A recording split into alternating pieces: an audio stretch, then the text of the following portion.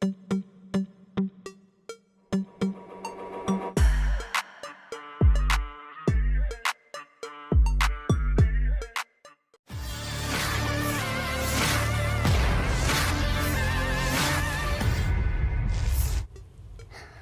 arah Avdiivka, operator UAV Rusia membongkar parit-parit Ukraina dengan menjatuhkan rentetan granat mematikan.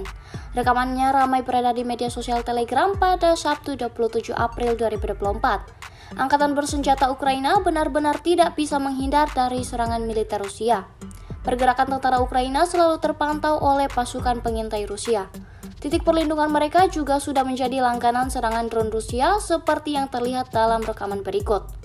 Rentetan granat meledakkan posisi tentara Ukraina di dalam parit, alhasil terjadi ledakan dahsyat yang merugikan angkatan bersenjata Ukraina.